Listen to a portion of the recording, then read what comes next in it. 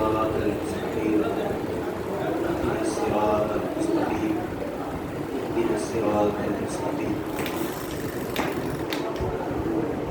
أعوذ بالله من الشيطان الرجيم. بسم الله الرحمن الرحيم.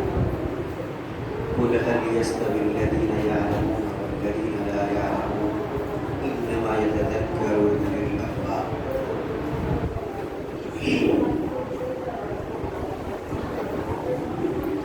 قال الله تبارك وتعالى: علم آدم الأسماء كلها. صدق الله العلي العظيم. قال النبي صلى الله عليه وسلم: إنما بعثت معلما، أو كما قال عليه الصلاة والسلام.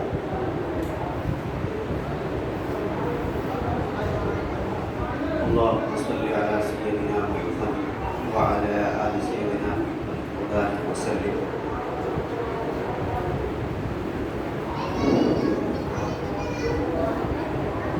حضرات محترم، اس کے پہلے جمعہ میں آپ حضرات کے سامنے علم سے متعلق کچھ باتیں عرض کی گئی تھی. آج کی اس ملاقات میں اسی سلسلے کو آگے بڑھانے کی کوشش کروں گا. حضرات، اللہ تبارک و تعالی کے نزدیک سب سے زیادہ محبوب چیز اگر کچھ ہے تو وہ علم ہے اور صاحب علم ہے. اللہ تبارک و تعالی نے علماء کی فضیلت بیان کی اور علم کی فضیلت بیان کی، اور آقا مدنی سرور کائنات صلی اللہ علیہ وسلم نے علماء کی فضیلت بیان کی اور علم کی فضیلت بیان کی. خود اپنے بارے میں آقا مدنی کریم صلی اللہ علیہ وسلم نے فرمایا کہ میں خود معلم بنا کر بھیجا گیا ہوں، سکھانے والا، پڑھانے والا، تعلیم دینے والا.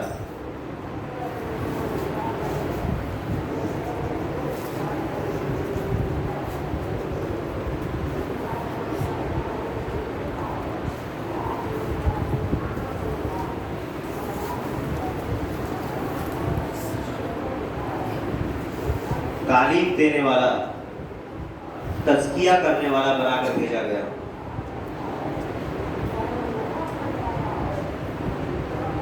اللہ کے رسول صلی اللہ علیہ وسلم نے علم کو اتنی اہمیت دی کہ اس کے حصول کے لیے، اس کو حاصل کرنے کے لیے مذہب کے آڑ کو ہٹا دیا. آپ صلی اللہ علیہ وسلم نے یہ نہیں فرمایا کہ تم علم صرف اہل ایمان سے حاصل کرو، تم علم صرف اپنے دوستوں سے حاصل کرو، تم صرف علم اپنے تعلقات والوں سے، اپنے جاننے والوں سے حاصل کرو. نہیں، بلکہ آپ صلی اللہ علیہ وسلم نے علم کے بارے میں عملاً، پریکٹیکلی صحابہ اکرام سے یہ کروایا کہ جو تمہارا بدترین دشمن ہے، جو تمہیں قتل کرنا چاہتا ہے، جو تمہیں مارنا چاہتا ہے، اگر علم اس کے پاس ہے تو تم حاصل کرو. علم ایسی چیز نہیں ہے کہ اگر کوئی شخص ہمارا دشمن ہے اور اس کے پاس علم ہے تو ہم اسے حاصل نہ کریں صرف اس وجہ سے کہ ہماری اور اس کی دشمنی ہے. علم ایسی چیز نہیں ہے کہ ایک شخص غیر اسلام نہیں لاتا، اسلام قبول نہیں کیا ہوا ہے، غیر مذہب کا پیروکار ہے اور علم اس کے پاس ہے اور ہم اہل ایمان ہیں، ہم اہل اسلام ہیں، تو اس وجہ سے ہم اس سے علم نہ حاصل کریں کہ وہ اسلام کو نہیں مانتا ہے. بلکہ آپ صلی اللہ علیہ وسلم کا کہنا یہ ہے کہ علم تم حاصل کرو، چاہے تمہارے قاتلوں کے پاس تمہیں علم ملے پھر بھی تم حاصل کرو. چنانچہ اسلام کی پہلی جنگ بدر کے اندر جو کافر اور مشرک گرفتار ہوئے، جو قیدی بنائے گئے، انہیں قید کر کے جب لایا گیا اور مشورہ ہوا کہ انہیں کس صورتحال میں چھوڑا جائے، ان سے کچھ مال لے لیا جائے، مختلف رائے آئی، لیکن آپ صلی اللہ علیہ وسلم نے یہ فیصلہ سنایا کہ تم کو چھوڑ دیا جائے گا، تمہارا فدیہ یہ ہے کہ تم میں سے جو لوگ پڑھنا لکھنا جانتے ہیں وہ مسلمان بچوں کو، تمہارا ایک شخص ہمارے 10 بچوں کو لکھنا پڑھنا سکھا دے، یہی تمہارا فدیہ، تمہیں چھوڑ دیں گے۔ تو اسلام ایسا مذہب ہے کہ ہر چیز سے وہ کمپرومائز کر لے گا، لیکن کبھی بھی جہالت کے ساتھ اسلام کمپرومائز نہیں کرتا ہے۔ ہر چیز کے ساتھ، غربت کے ساتھ، تنگدستی کے ساتھ، بغیر سر و سامانی کے ساتھ اسلام کمپرومائز کر لے گا۔ جس وقت کا یہ واقعہ ہے اس وقت مسلمان غریب تھے، اتنے غریب تھے کہ کتنے لوگ ہیں کہ جن کو بھر پیٹ کھانا نہیں ملتا تھا۔ اس وقت مسلمانوں کو اموال کی سخت ضرورت تھی، اس وقت مسلمانوں کے پاس ہتھیار نہیں تھے، مسلمانوں کو ہتھیار کی ضرورت تھی۔ اس وقت مسلمانوں کے بدن پر، بہت سے مسلمان ایسے ہوتے تھے جن کے بدن پر پورے کپڑے نہیں تھے، لیکن آپ صلی اللہ علیہ وسلم نے یہ پسند کیا کہ مسلمان کے جسم پر پورے کپڑے ہو یا نہ ہو لیکن یہ علم والا ہونا چاہیے۔ آپ صلی اللہ علیہ وسلم نے یہ پسند کیا کہ مسلمان ہتھیار کی کمی کو تو برداشت کرے گا اس موقع پر، لیکن علم کی کمی کو برداشت نہیں کر سکتا۔ آپ صلی اللہ علیہ وسلم نے اس بات کو پسند کیا کہ مسلمان فاقہ کر سکتا ہے لیکن بغیر علم کے نہیں رہ سکتا، اس کو علم چاہیے۔ چنانچہ آپ صلی اللہ علیہ وسلم نے یہ طے کیا کہ تمہارا ایک شخص جو پڑھنا لکھنا جانتا ہے، مسلمانوں میں سے 10 شخص کو لکھنا پڑھنا سکھا دے، اب تمہیں چھوڑ دیں گے ایسے ہی۔ جبکہ اس وقت کفار کی تعداد بہت زیادہ تھی، اگر انہیں قتل کیا جاتا تو ان کی تعداد کم ہوتی، لیکن آپ صلی اللہ علیہ وسلم نے سب کچھ برداشت کیا۔ یہ برداشت نہیں کیا کہ مسلمان جاہل رہ جائے۔ یہاں رک کر ایک نقطے پر غور کیجئے کہ یہ مسلمان بچے ان مشرکین سے کون سا علم حاصل کر رہے تھے؟ وہ کوئی توحید کا علم جانتے تھے؟ وہ کوئی شریعت کا علم جانتے تھے؟ وہ ان کو کتاب و سنت کی تعلیم دینے والے تھے؟ نہیں، بلکہ ان کے پاس علم نافع کا ایک حصہ تھا، وہ صرف اتنا ہی جانتے تھے، لکھنا پڑھنا۔ آپ صلی اللہ علیہ وسلم نے اس علم نافع کو حاصل کرنے کے لیے کہ مسلمان اس کے حاصل کرنے کے عادی ہو جائیں، قیامت تک آنے والے مسلمانوں کو یہ سبق مل جائے، وہ یہ سمجھ لیں کہ اتنا بھی علم نافع سے تم غفلت نہ برتنا، تمہیں اس کی ضرورت ہے، تم اس کو حاصل کرو، چاہے تم فاقہ کرو، چاہے تم برابر بدن پر تمہارے کپڑے نہ ہو، چاہے تمہارے پاس ہتھیاروں کی کمی ہو، اور جو علم تم حاصل کر رہے ہو چاہے وہ علم تمہارے قاتلوں کے پاس کیوں نہ ہو، لیکن تم اسے حاصل کرو۔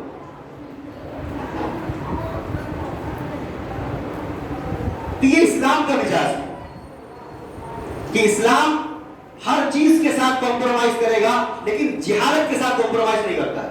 یا تو ایک شخص اسلام پر مرنے مٹنے والا ہوگا، اسلام کا چاہنے والا ہوگا، اور اگر کوئی شخص یہ دعویٰ کرتا ہے کہ میں اسلام پر جان دے سکتا ہوں، مر سکتا ہوں اسلام کے لیے، اور اس کے باوجود وہ اپنے بچوں کو پڑھا نہیں رہا ہے، تو اس کو اس واقعے پر غور کرنا چاہیے۔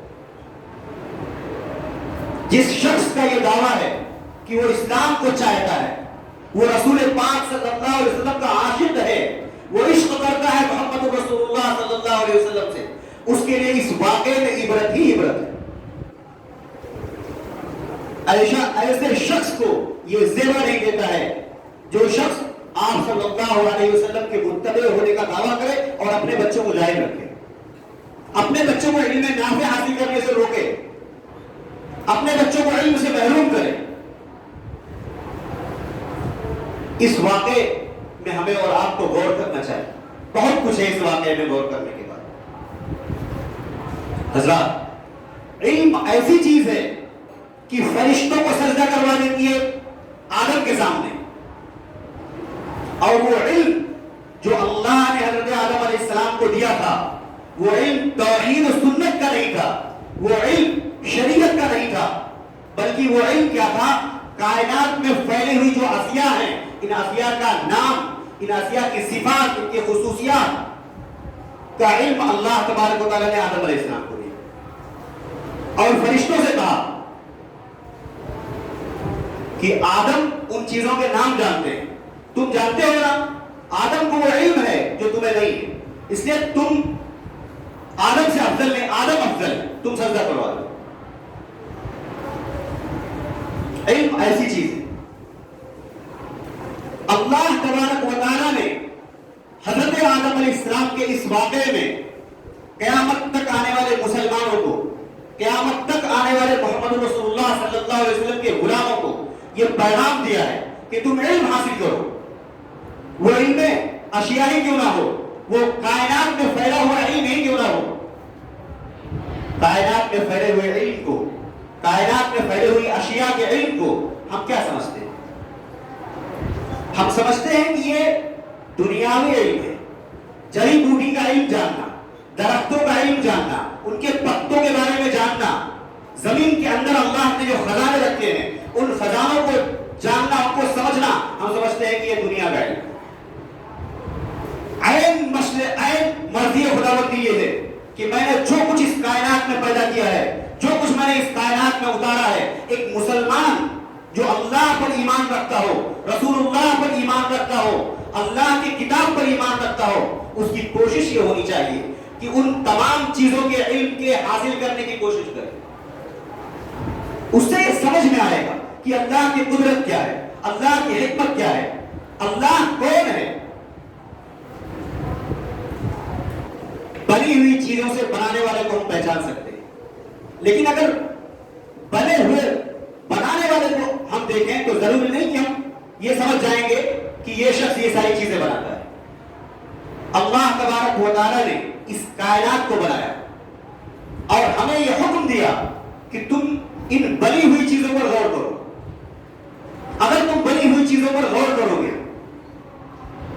تو تمہیں ہماری معرفت نصیب ہوگی، تمہیں ہماری پہچان نصیب ہوگی، ہماری عظمت تمہارے دلوں میں بیٹھے گی۔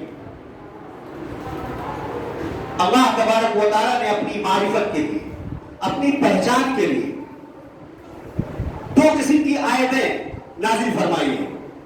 ایک آیت کو تو ہم لوگ جانتے ہیں جس کو آیت قرآن کہتے ہیں، یہ نشانیاں، آیت کو نشان کہتے ہیں۔ ان نشانات کی برکت سے ہم اللہ تک پہنچ سکتے ہیں، اللہ کی معرفت حاصل کر سکتے ہیں، اللہ کو پہچان سکتے ہیں۔ لیکن ایک قسم کی آیتیں اور اللہ نے پیدا کی ہیں، ان کو آیت قرآن نہیں، ان کو آیت کائنات کہتے ہیں۔ اس کائنات میں پھیلی ہوئی جو چیزیں ہیں یہ سب اللہ کی نشانیاں ہیں، یہ بنی ہوئی چیزیں ہیں۔ ان بنی ہوئی چیزوں سے ہم بنانے والے کو پہچان سکتے ہیں، اللہ کی معرفت حاصل کر سکتے ہیں، اللہ کی عظمت سمجھ سکتے ہیں، اللہ کی قدرت سمجھ سکتے ہیں۔ لیکن اگر ہم یہ کہہ کر اس کو ترک کرتے ہیں کہ یہ علم دنیا ہے تو ممکن ہے کہ ہم معرفت خداوندی تک نہ پہنچ پائیں، ممکن ہے کہ ہم اپنے رب کو پہچان نہ سکیں، ممکن ہے کہ ہم اپنے خالق کے بارے میں جان نہ سکیں۔ اس لیے اللہ تبارک و تعالیٰ نے قرآن پاک میں کسی مخلوق کا ذکر کرنے کے بعد کہا کہ تم اس میں غور کیوں نہیں کرتے۔ کبھی زمین کا ذکر کر کے اللہ نے کہا کہ تم دیکھتے کیوں نہیں کہ ہم نے اس زمین کو کیسے تخلیق کی ہے، ہم نے اس زمین کے اندر کیا کیا رکھا ہے، تم دیکھتے کیوں نہیں۔ کبھی آسمان کی طرف اللہ تبارک و تعالیٰ نے کبھی آسمان کا ذکر کر کے کہا کہ تم دیکھو ہم نے آسمان کو کیسے بنایا ہے۔ کبھی پہاڑ کی طرف اللہ تبارک و تعالیٰ نے اشارہ کیا کہ دیکھو ہم نے اس پہاڑ کو کیسے گاڑا ہے۔ کبھی اونٹ کی طرف اللہ تبارک و تعالیٰ نے انسان کو متوجہ کیا کہ دیکھو اس اونٹ کی تخلیق میں نے کیسے کی ہے، میں نے کیسے اس کو بنایا ہے۔ یہ اونٹ، یہ پہاڑ، یہ زمین، یہ آسمان کیا ہے؟ یہ مخلوق ہے، اور اللہ ہمیں دعوت دیتا ہے کہ تم ہماری بنائی ہوئی مخلوق پہ غور و فکر کرو تاکہ تمہیں پتہ چلے کہ میں کیسا کاریگر ہوں، میں کیسا بنانے والا ہوں، میں کیسا تخلیق کرنے والا ہوں۔ اگر ہم لوگ یہ کہہ کر ان چیزوں کو چھوڑتے رہیں گے کہ علم دنیا ہے تو اللہ کی حقیقی معرفت بھی ہمیں نہیں ملے گی، اللہ کی پہچان سے بھی ہم کولے رہیں گے. اس لیے ضروری ہے کہ صدق نیت کے ساتھ ہم اللہ کی بنائی ہوئی مخلوق کا علم حاصل کریں, اس میں غور و فکر کریں. آج جن ممالک نے یا جس قوم نے یا جو قوم اس دنیا کے بسنے والے تقریباً انسانوں پر حکومت کر رہی ہے, ان کے پاس کوئی توحید کی دعوت, ان کے پاس کوئی توحید والی کتاب نہیں ہے, ان کے پاس وہ اسلام کو نہیں مانتے, ان کے پاس قرآن جیسی مقدس کتاب نہیں ہے. لیکن انہوں نے اس قرآن کو پڑھ کر یہ سمجھ لیا ہے کہ مجھ کو یہ دیکھنا ہے کہ اللہ نے اس زمین میں کیا رکھا ہے. تو انہوں نے زمین میں غور و فکر کیا, اور زمین میں غور و فکر کر کے زمین سے پیٹرول نکالا, زمین سے سونا نکالا, زمین سے کیروسین نکالا, زمین سے ڈیزل نکالا, اور نہ جانے کیا کیا زمین سے نکال رہے ہیں. اور وہ زمین کس کی ہے؟ وہ زمین فی الحال مسلمانوں کے قبضے میں, یعنی مسلمانوں کے قدموں کے نیچے اللہ نے جو خزانہ رکھا تھا, مسلمانوں کی جہالتوں نے اس خزانے کو نہیں پایا. مسلمان اپنی جہالت کی وجہ سے اس خزانے کو دیکھ ہی نہیں سکا. اور پا کون رہا ہے؟ اسلام کا دشمن, مسلمان کا دشمن, اللہ کا دشمن, اسلام کو نہ ماننے والا, وہ پا رہا ہے. وہ آ کر بتاتا ہے کہ تمہارے قدموں کے نیچے جو زمین ہے اس میں پیٹرول ہے, اس میں ڈیزل ہے, اس میں کیروسین ہے, اس میں فلاں قسم کا مادہ ہے.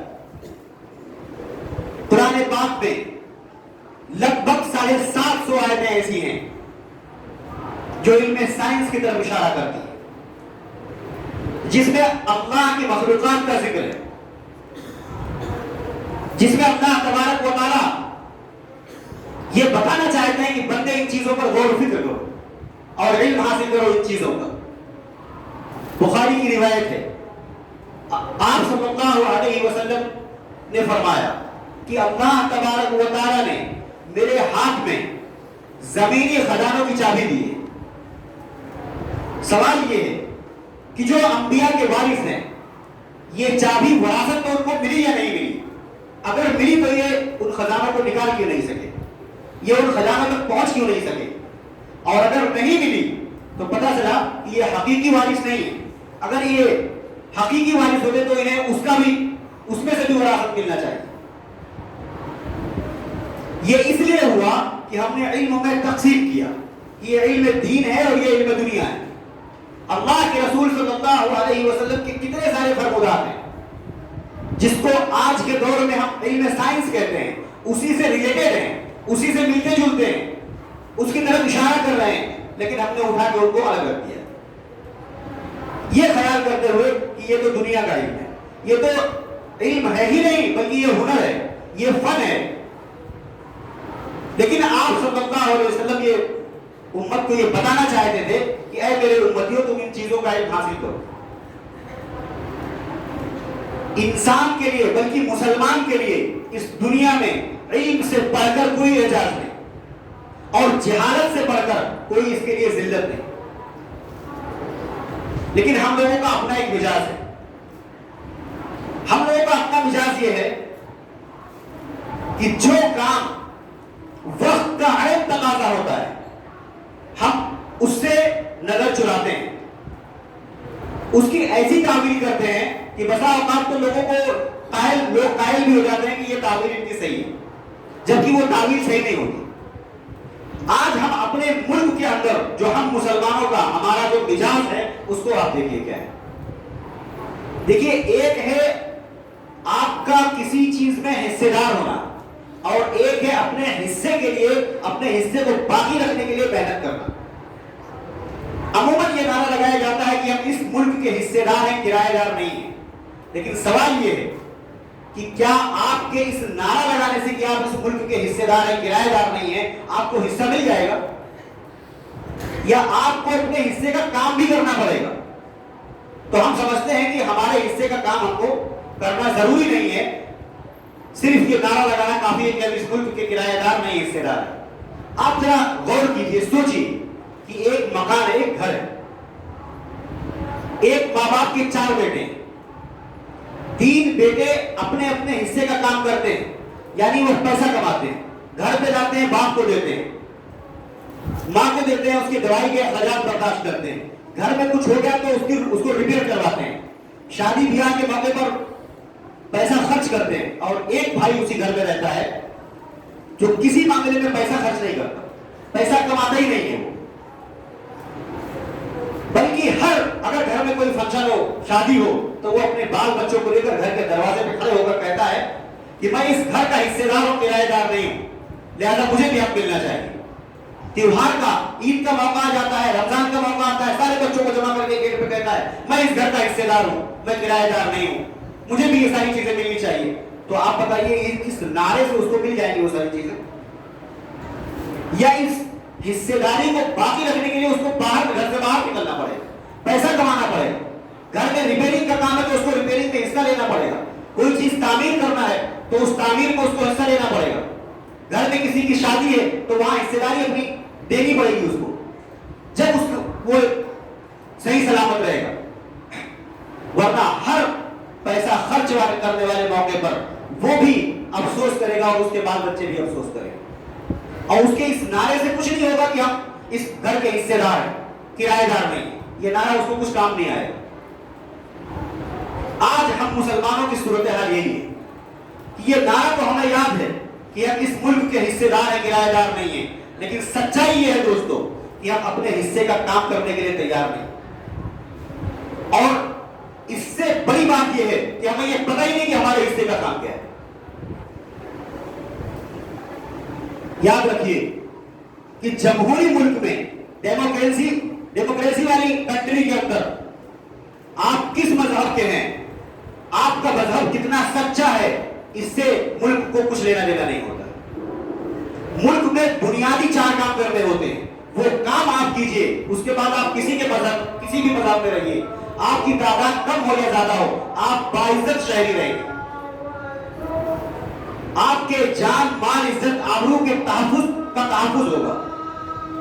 لیکن آپ صرف یہ کہتے ہیں کہ ہم سچے مذہب کے ماننے والے, ہم اسلام کے ماننے والے, اور وہ بنیادی 4 کام آپ چھوڑتے ہیں جو جمہوری ملک میں کرنا ضروری ہے.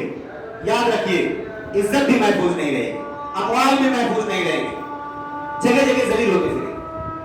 اس لیے ان 4 کاموں کو ہمیں اور آپ کو کرنا پڑے گا, چاہے ابھی سے شروع کریں یا 10-20 سال اور انتظار کر لیں, اس کے بعد شروع کریں. جب وہ 4 کام ہم لوگ شروع کریں گے اور وہ کام اس سطح پر پہنچ جائیں گے جہاں ہماری حصے داری ریکارڈ کی جائے گی, اس کے بعد ہم باعزت شہری اس ملک کے بن جائیں گے. ہمیں تسلیم کیا جائے گا ایک شہری کی حیثیت سے, چاہے ہماری تعداد کم ہی کیوں نہ ہو. سب سے پہلی چیز ہے تعلیم. تعلیم میں ہمارا پرسنٹ اچھا ہونا چاہیے. ہم کو بہت زیادہ تعلیم نہیں حاصل کرنا ہے, صرف اتنا تعلیم حاصل کرنا ہے کہ اس روئے زمین پر, اس آسمان کے نیچے ہم سے زیادہ کوئی تعلیم یافتہ نہ ہو, بس اتنا ہی تعلیم حاصل کرنا ہے. ہم جس ملک میں رہتے ہیں اس ملک میں ہم سے زیادہ کوئی قوم تعلیم یافتہ نہیں ہونی چاہیے.